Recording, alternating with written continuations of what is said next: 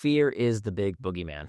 When you look at so many of our problems in the world, are caused by this problem of fear, and more so even than fear, because fear is actually a useful psychological reaction, right? Like we know why we have fear. It's so that if we see a tiger chasing after us on the plains of the Serengeti when we evolved 200,000 years ago, we react, right? We don't think, we just act, we run. What's more deadly is actually anxiety. So fear is about present danger. Anxiety is about worrying about uncontrollable future dangers. And that's where we tend to get into a lot of trouble. Because when we let anxiety get the best of us, what we tend to do is when we feel out of control, when we feel like we can't do anything about that anxiety, that feeling, we look for distraction, right? When we feel that tension of like, oh, I don't know what's going to happen. There might be some kind of thing in the future that I'm fearful of that's going to cause me pain in the future. I try and escape that discomfort. If I haven't learned the right tactics, I try and escape that discomfort many times with distraction.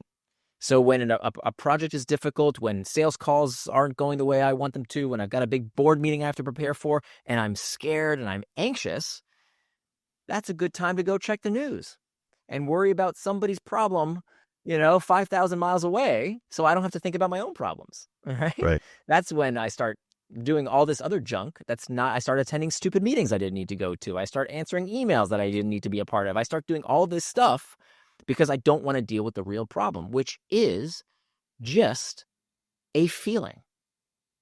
That's all it is. It's just a feeling. And so to me, that was incredibly liberating. Like I didn't understand how the human mind doesn't operate on carrots and sticks. This is a false dichotomy. We've all heard about this, right? Carrots and sticks. It turns out that the only thing that motivates the mind, everything you do is about one thing. It's about the desire to escape discomfort. Everything you do, everything your clients do, your employees do, your kids do, is about the desire to escape discomfort. Even feeling good, right? Even wanting, craving, desiring, lusting to feel good is also uncomfortable. And so the way the brain gets us to act is by spurring this discomfort that then makes us do something about that discomfort. So once you understand that discomfort is normal, it's natural, and it's something you can reinterpret. So to answer your question, sorry for a long-winded response, a lot of it comes down to reimagining the trigger. Now, I give over a dozen different techniques. This just happens to be one of them.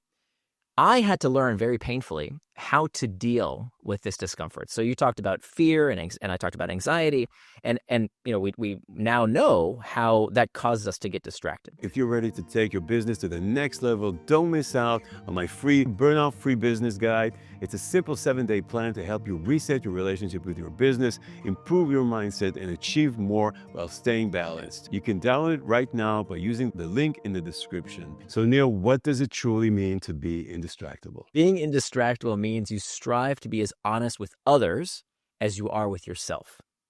That we all know that being called a liar is one of the worst things someone can call you, right? We never would want someone to question our integrity, our honesty. And yet, if you're anything like I used to be, I would lie to myself all the time. I would say, oh, today's going to be the day that I exercise and eat right. But I didn't, and I wouldn't. Today's going to be the day that I work on that big project, and nothing's going to get in my way. I'm going to finish those sales calls. I'm going to finish that big project I've been working on, but somehow 20, 30, 45 minutes later, I'm checking email, I'm checking Slack channels, I'm looking at the news, I'm doing everything but the thing I said I was going to do. So being indistractable means you strive to do what you say you're going to do. So it's the kind of person who lives with personal integrity. So if you say you're going to do it, you do it. And that is such a critical skill for this day and age, because there is no area of your life, whether it's your physical health, whether it's your emotional well-being, whether it's your relationship with your family, and certainly when it comes to your business success, requires you to do what you say you want to do. So people like doing business with people who have high integrity, right? They do what they say they're going to do. They hit their goals. They meet their targets. They don't just talk, they perform. And those are the kind of people who depend upon being indistractable. That's what being indistractable is all about. So what in your experience is the real cost of not becoming indistractable as a business owner? Oh, I mean, I see this all the time. So I've been an active angel investor now for going on 20 years, believe it or not. And I have seen all kinds of entrepreneurs come and go. And I will tell you the number one reason that I will pass on an angel investment. And I've done over 36 deals. I've had, 6 unicorns now. And I will tell you the reason I'd pass on an investment when it comes to looking at the founding team, I always look for the most important trait.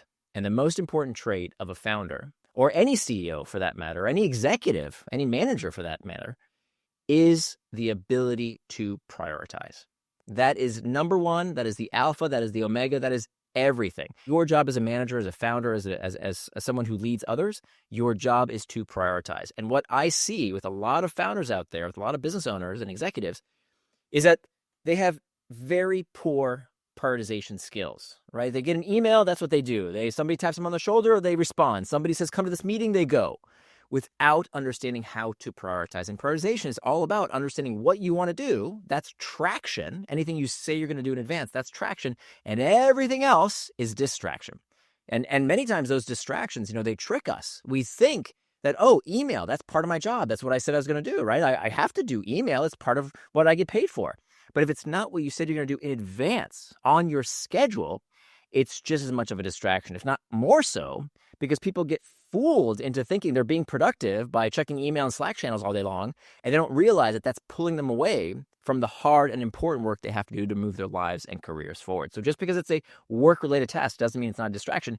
That is the worst kind of distraction, because it has fooled you into thinking you're productive when you're really not doing what you said you're going to do. Later in this interview, Nir is going to reveal one surprising mistake that kills productivity, and I guarantee most people don't even realize they're making it. Stick around. Yeah, I think big picture, why do I do the work I do?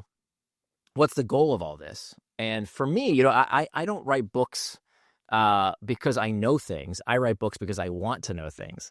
So when I spend 5 years on a book, I get a great education in that topic. So I only write books for problems that I myself have. And let me tell you, I was the most distractible person on earth. Part of the reason it took me 5 years to write this book is because I kept getting distracted. And so I wanted to learn those skills for myself. Was that the reason that you decided to write the book? Absolutely, because I read everybody else's book on the topic. That's exactly right. Right. And I read other books on the topic, and frankly, they weren't very helpful. They told me things like, well, just stop using your cell phone, stop checking email.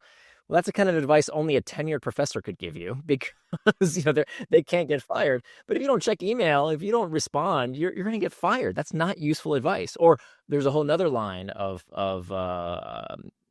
folks who think that technology is the problem. It's all technology's fault.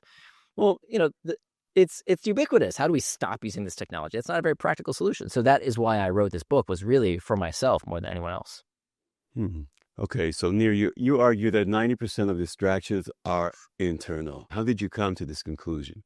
Yeah, so I looked at the research. I read other books on the topic, and they had all kinds of tips and tricks and hacks. And I found that very few of them were actually supported by good research. And when I looked at the actual research itself, one study I came across was this time study that found that 90% of our distractions, 90%, 90, they don't start from what we call the external triggers. The 10% is the external triggers, the pings, the dings, the rings, all these things in our outside environment. That accounts for only 10% of our distractions. But that's what people tend to blame for their distractions. My phone distracted me, my kids distracted me, my boss distracted, all this stuff outside of me. Studies have found that it's actually 90% of the time that you get distracted. It's not because of the external triggers. It's because of what's called the internal triggers. What are internal triggers? Internal triggers are uncomfortable emotional states that we seek to escape. Boredom, loneliness, fatigue, uncertainty, anxiety. That is 90% of the cause of our distractions. So the big conclusion that I made, that I think, very few books are advocating for, at least when I wrote Indistractable, was that blaming our technology is not the root cause of the problem.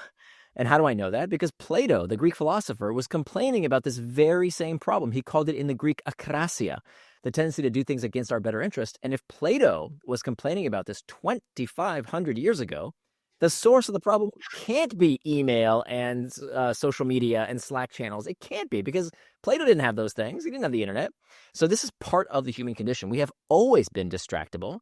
And the way we become indistractable is starting from within. is understanding how do we master those internal triggers so they don't become our masters. Oh, hey, you're here. Listen, if you're liking this video, please hit the thumbs up. It helps the channel more than you know. Enjoy watching the rest of the video.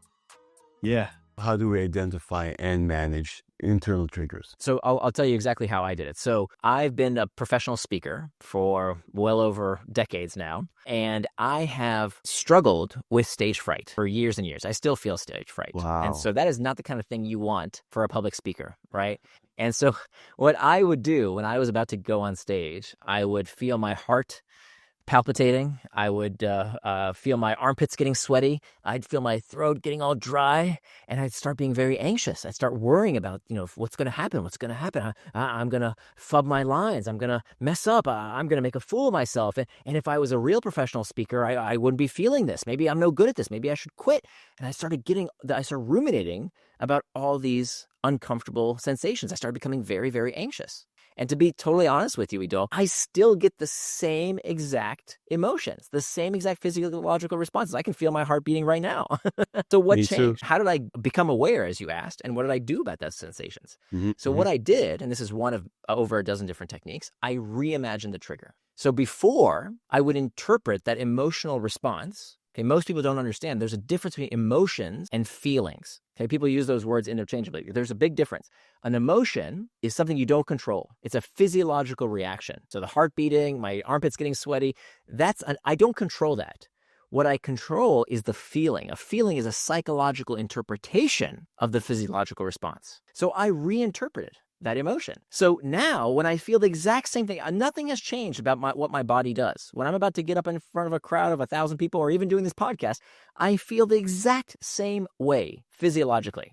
But now I change the story. I change the story so that when I feel those same emotional responses, when I feel my heart beating, when I feel my armpits getting sweaty, I don't tell myself a story that I'm somehow inferior and that this is bad. I tell myself, why would I expect to feel any other way? Who says I need to feel any other way? In fact, that's a great thing, because the truth of the matter is that blood pumping in my chest is sending oxygen to my brain so I can deliver my best possible talk. And so that's just one example of how we can turn around these uncomfortable emotional sensations so that when we're bored, who says you can't be bored? When we're stressed, who says we can't be stressed? When we're anxious, who says we can't be anxious? It's totally fine. It's about how we interpret those sensations. And as opposed to what I think our culture tells us, oh, as soon as you feel any sort of discomfort, drink it away, take a pill, scroll something, go do something else, take your mind off of the problem. No. What I say is lean into the problem, learn to reinterpret the problem so that it serves you rather than hurts you. Because at the end of the day, it's just an interpretation. It's just in our heads. So as soon as we feel those sensations, don't panic, accept that, and think of a way to reframe that. That's going to help to calm me down. Am I right? Right. That's part of it. So that's one step. So the idea, what I don't want people to do is to say, okay, well now I'm going to go, do something completely different. Because then we don't, what people do sometimes is, in order to restore my harmony, I'm going to go stop working and go meditate. Well, then we didn't really accomplish the goal. Because if now you're meditating as opposed to doing your work, when you said you were going to do your work, that's a distraction. So the goal is to help you do whatever it is you say you're going to do. So part of these techniques that I talk about in mastering the internal triggers, one of them is about learning how to play anything. And this is a technique that I got from Ian Bogost, a professor at Georgia Tech. And he talks about how when we learn to play something, we've kind of misinterpreted that. When people think about learn how to play something, they think that you have to add fun to it. It has to be more enjoyable. Let's do the Mary Poppins technique of a spoonful of sugar, right? Let's gamify things. So now that they're enjoyable. And he says, no. That play doesn't have to be fun. What? That doesn't make any sense. Play doesn't have to be fun. It's exactly right. That the idea of the techniques that I'm giving people, these are all techniques that we can use to get through the time box, to get through that period of time when we said we were going to work on the task without distraction long enough to say, yep, I did what I said I was going to do. Okay, that's a big mental shift for people because people are so used to what I call the tyranny of the to-do list. We have been taught that productivity is about checking box after box after box, these cute little boxes. That's what we're supposed to check off. That is ridiculous because I know firsthand experience. You know what I used to do with those to-do lists? I would finish a task and then I would say, oh, you know what? I forgot to put that on my to-do list. And then I'd go back and write it so that I can check it off. It's so stupid. With a dopamine Right. rush. Right. And we know what people do when it comes to those to-do lists. They do the easy stuff. They do the urgent stuff. And they don't do the important hard work. So the right metric of success, and this is super, super important, the right metric of success is not how many cute little boxes you checked off. The right metric of success is, did I do what I said I was going to do for as long as I said I would without distraction? That's it. It's not, you didn't hear me say, did I finish? I didn't say, did I finish the task? I said, did I do what I said I was going to do for as long as I said I would without distraction? Because then, and this is why my techniques beat to-do lists by far. They eat them for breakfast. Because a person who uses a to-do list, they work on something for 5 minutes, and then, oh, let me just check that quick email, and oh, you know what, I really like a cup of coffee, and oh, there's Ido by the water cooler. Hey, what's going on? Oh, wait, what was I working on again? They have no clue, right? They've forgotten. They got totally distracted. Whereas someone who's indistractable, who uses this time boxing technique, which is step number 2, they sit down, they say, I'm going to work on this task for 30 minutes. That's it. I'm not going to do anything else. And then I'm going to look at how much I did in those 30 minutes.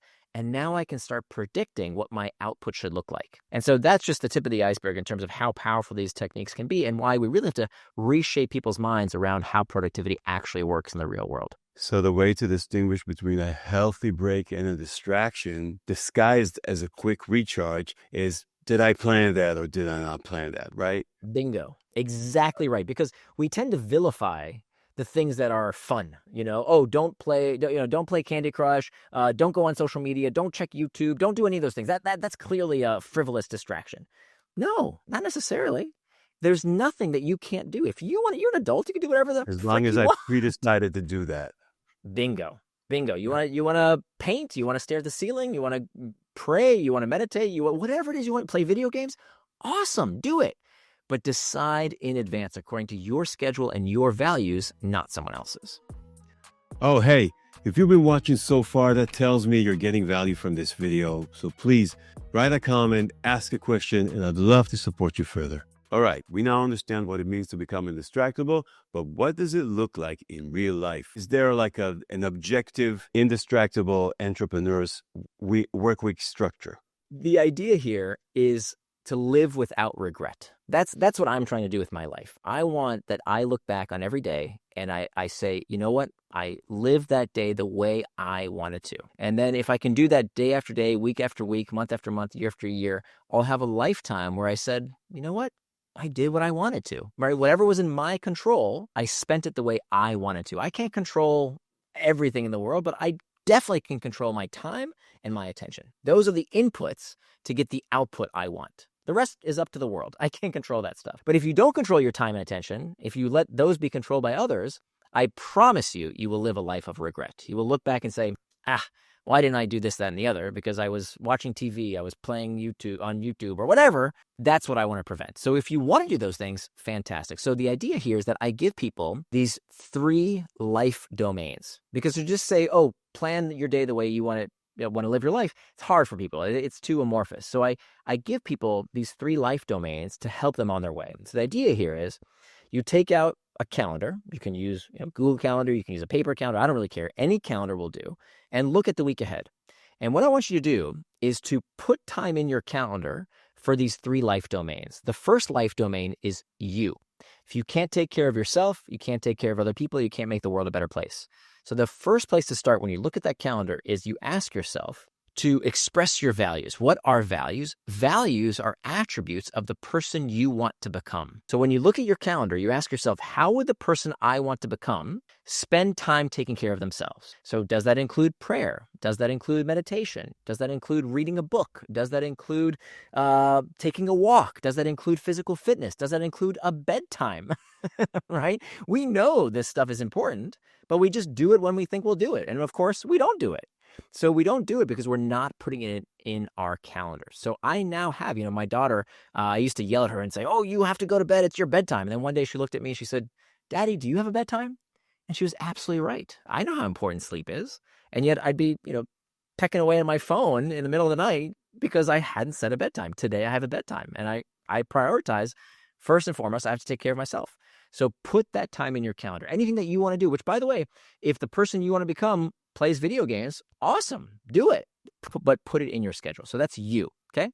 The next life domain is your relationships. Far too many people, they let their relationships disappear. They let them starve to death. Whatever time is left over, that's what we give the most important people in our lives. And I used to do this to my wife, and it was terrible. I neglected her because, I would give her whatever scraps of time were left after everything else had been done. And that's awful, right? Like, she's the second most important person in my life after taking care of myself. So now we have that time in the calendar. Every Friday evening, we have a dinner date. Every Sunday morning, we have a walking date. It's in the calendar that we have that time together. Okay, no exceptions. We always want that time together, because if we don't, we drift apart. With my daughter, I have time, right? Every Thursday evening, that's when we have our time. With my friends, I have that time planned in advance. With my other family members, we had that time planned for. And I think part of the reason we have this loneliness epidemic throughout the industrialized world is that people stop putting time in their calendars for people in their community, for the people who really matter in their lives. As society became more secular, we stopped going to church and synagogue and civic groups. We have to bring that regularly scheduled time back. So that's your relationship domain. Now, the last life domain is called your work domain, which is where most people start this practice. But in fact, I think it's the last life domain, because we have to take care of those concentric circles first. Now, work can be divided into two kinds of work. What we call reactive work, and then we have what's called reflective work. Reactive work, you'll be very familiar with, right? This is reacting to messages, reacting to notifications, reacting to taps on the shoulder from a colleague. That's all reactive work. And most people's day is spent doing reactive work. Now, the problem is people become habituated to reactive work. Why? Because reactive work does not require you to ask what to do. And remember, our brains are cognitive misers. Our brains are constantly trying to save as much energy as possible. They don't want to think. So when I don't know what my priorities are, right? Remember, that's the number one job of a manager, is to prioritize. When I don't really know and I don't want to think about it, I'll just check email. Email will tell me what my priorities are, right? If I don't know exactly what's supposed to, I'll go to that meeting. I'll check a Slack channel. And that's all reactive work. And that is death to your productivity and creativity. Because if you don't make time in your schedule for reflective work, the other half of our work life domain, reflective work is the kind of work that can only be done without distraction. Planning, strategizing, thinking, all that stuff requires reflection on your own without distraction. And so that time must be made for as well in your calendar. If you don't have at least some time in your schedule for reflective work, I promise you're going to run real fast in the wrong direction. So you have to plan that time as well. Now, what will happen in this exercise? Guarantee it, you will not have enough time for everything. 100% guarantee. You will say, I want this, I want that, I want that. And they're just, you need 28 hours in the day, but they're only 24. So now I'm forcing you, as opposed to a to-do list, which you know my opinion on to-do lists. To-do list, you put anything you want, right? Every dream, every aspiration. So we get this mile-long to-do list, and then we feel guilty every day that we haven't done what we said we're going to do. So to-do lists convince you you're terrible at time management, because day after day, you didn't do those things. Whereas a time box calendar, you only spend time doing what you said you were going to do. So you're forced to make some trade-offs. If I spend a little bit more time in the office, that means a little less time with my kids. A little less time with my kids means more time in the gym, etc. You have to make those trade-offs so that at the end of the day, you have this time box calendar of, here is how I want to spend my time on earth today. It's all we have in life, is just that one day at a time. And so that time boxing practice is how we guarantee we live a life full of joy as opposed to regret. Before we talk about productivity or time management strategy, many people jump from one productivity system to another. Why do they fail to stick with just one? Everything worth having in life is on the other side of pain. You want a great relationship. I don't know what your marital status is, but I know I've been married now for 24 years, and it's hard freaking work. Yeah, me too. Same time. It's hard. Oh, yeah, 24 years as well. So Yeah. it takes work. It's not always easy. You want to get in shape. Do you just say, oh, I want, a six pack? No, it takes diligent effort every single day. You got to eat right. You got to exercise. You want to build a business. It doesn't just happen. You don't get it because you want it. The universe doesn't care what you want. You have to work at it. You have to put in effort. So that effort, requires hard work. And you know what? The vast majority of people, they're going to listen to this podcast. They're going to do jack all about it.